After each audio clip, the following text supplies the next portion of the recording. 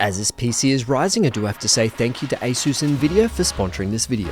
What if I tell you that this PC is designed specifically for creators, but obviously gamers can use it too because we need kind of very similar specs, but I have to go through obviously what kind of specs that you actually need when it comes to content creation, you know, using DaVinci, Premiere Pro, After Effects, even some gaming apps or even something you've downloaded off Steam, but we have to talk about GPU, CPU, RAM, all those kind of things, break it down, content creator specific, and obviously gamers can join in too. And we also have to acknowledge that Nvidia make industry leading GPUs paired with the exclusive driver technology. It helps keep your apps updated and optimize them for performance. Also, a big shout out to Scorptech for sending this loan PC out. I do have to send it back, but this is actually a certified build by Nvidia. But we got a lot to get through, so let's get it. What's going on, my friends? I hope you're all doing absolutely fantastic. If you are new to my channel, please consider subscribing and give me a thumbs up. But before we get into the nitty-gritty spec stuff and breaking it all down, I do have to do a little bit of a story time, and a big shout out to ASUS for actually flying me down to Sydney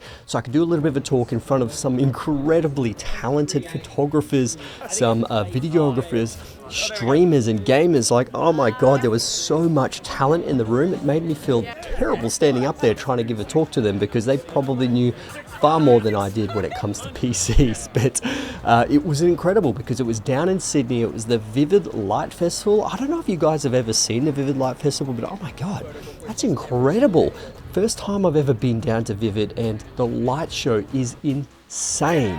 And ASUS actually brought a whole bunch of creators together, and they booked out a rooftop, and the whole light show was happening at the Sydney Harbour just to see it all unfold and bringing all these creators together. And one of the interesting things is that they brought these creators in because these PCs are specifically built for these creators. Now, streamers and gamers kind of do content creation as well, because they do actually have to sometimes not just stream but upload these videos onto YouTube.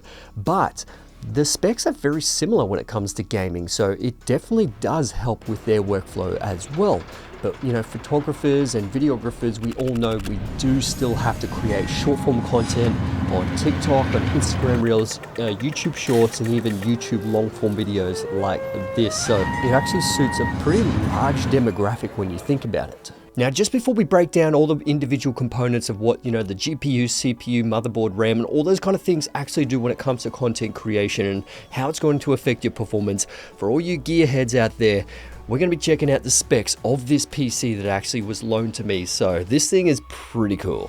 Now, this PC is a Scorptech ProArt GeForce RTX 4070 Ti creation PC that blends advanced NVIDIA Studio technology with impressive hardware specs, making the perfect canvas for creators to explore, create, and share their visions. The new ASUS ProArt GeForce RTX 4070 Ti OC 12GB graphics card. It has the Intel Core i7 14700K 20-core processor. The motherboard is the ASUS ProArt Z790 Creator motherboard Wi-Fi. It has two 32GB DDR5 6400MHz RAM chips. It has two 2TB M.2 SSDs, and it's powered by an 850 watt power supply. All this in the Fractal design case.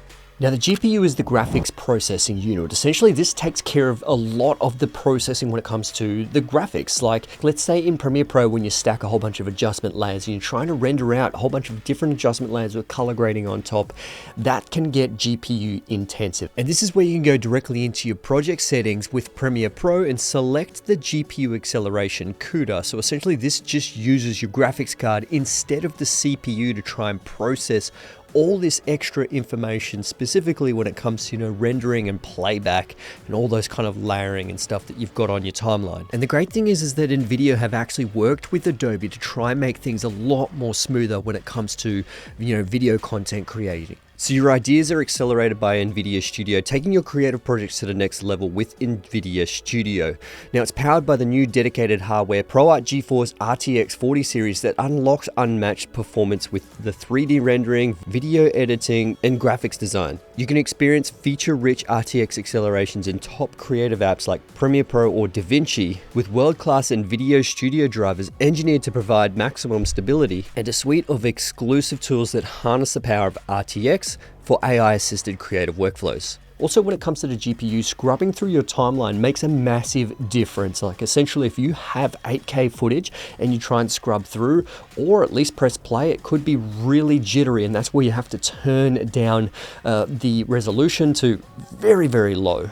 And with this PC, I'm actually able to leave it at full resolution when it comes to playback. And also when it comes to some drone footage, this is where a lot of people tend to notice that the footage doesn't really play back smooth at all. But having a really fast and reliable GPU is going to make it so much more smoother. Now, working with my Red Raw files from the Red Komodo X, it has been an incredible experience, absolutely smooth to edit, absolutely no problems whatsoever. Now, when it comes to After Effects, for me, I actually don't use After Effects very often. The only time I'll probably use After Effects is if I'm trying to track a subject and put a little bit of text right next to that subject, but it is very rare that I'll do that. Everything that I do is directly in Premiere Pro, but still having a really good graphics card is massive for me. Now, if you are someone that does 3D modeling and needs ray tracing, this is really important. Now, when it comes to ray tracing, this is where I actually use CineTracer. And if you haven't seen CineTracer before, it's an incredible filmmaking app, but you do have to pay for it, but it's absolutely worth it. Now, I've been using CineTracer for maybe the past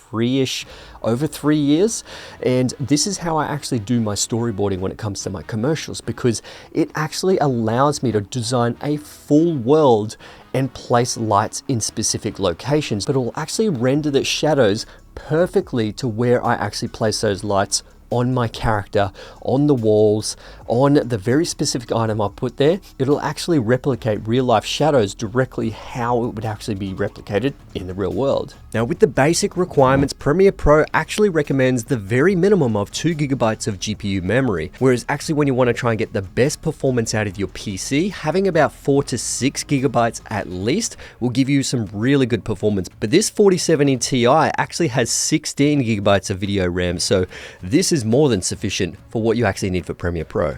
Now, we got to talk about the CPU as well. Now, the CPU is the central processing unit. Essentially what this does, it's pretty much the brains of the whole operation. Essentially, it just processes everything, all the information, and puts an output. Now, the CPU will obviously work with absolutely everything that's in the PC. So it attaches directly to your motherboard. So it's actually attached to the ASUS ProArt motherboard, and it's able to process a whole bunch of the programs that you're opening. Now, also generally when it comes to the CPU, having more cores kind of helps quite a lot, especially when it comes to multitasking. Usually the more cores, the better. And this one actually has 20 cores and 28 threads. Now, the CPU in this PC is actually an Intel Core i7-14700, and it is plenty fast for when it comes to content creation. Now, the minimum requirement for your CPU, Premiere Pro recommends to have at least the 6th generation or newer when it comes to that processor, but they do recommend 11th gen or higher to get some fairly decent performance, whereas this one is actually the 14th gen, so there's going to be zero issues when it comes to this CPU. Now, the thing that pairs with the CPU actually quite well is RAM, and if you haven't heard of RAM, it's random access memory. And most people recommend about 32 gigs, especially when it comes to, high resolution 4K footage these days. And I've actually got 128 gigabytes in my PC. This one actually has 64 gigabytes, which is plenty for most processing. Now, the minimum requirements of RAM when it comes to Premiere Pro's recommendations, it's about 8 gigabytes of RAM, but you will probably get better results when it comes to about 16 to 32 gigabytes of RAM.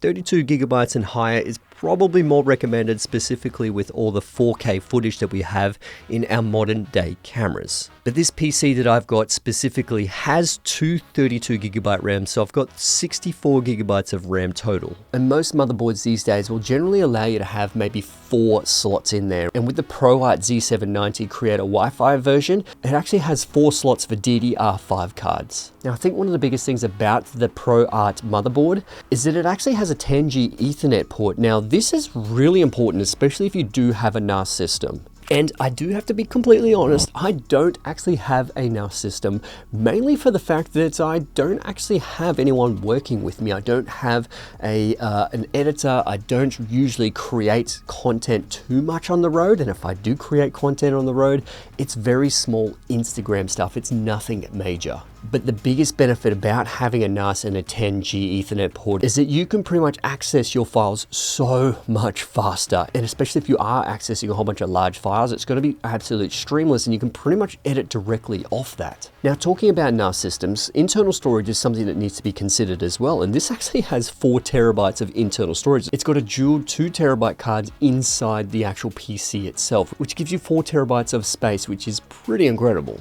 And when it comes to my workflow and how I actually utilize my storage without a NAS system, essentially I utilize the internal memory, and then that's what I directly edit off. And then when I actually don't need the footage, I put it straight onto a hard drive and pretty much store it away until I actually need it again. And I know it's pretty old school and I definitely should be investing in a NAS, but they're pretty expensive and it doesn't really suit my workflow at the moment, but it's something I will be doing in the future. So that's a basic overview of your whole computer's components and what it pretty much does and what you generally need when it comes to your program. DaVinci will be very similar to Premiere Pro and After Effects with the requirements. And obviously, if you do want to see a little bit more requirements, just do a little bit of a Google search and see what your program actually needs. But like I said, most of the programs are very similar, and what you have in Premiere Pro and After Effects should be very similar to what your program potentially needs. But anyway, my friends, I hope you enjoyed this video, and if you did, please give it a thumbs up. That would be amazing. Thanks to ASUS and NVIDIA for sponsoring this video. Obviously, the link will be in the description below if you do want to check out that PC by Scorp Tech. Yeah, and I'll see you guys in the next one. All right, let's get it.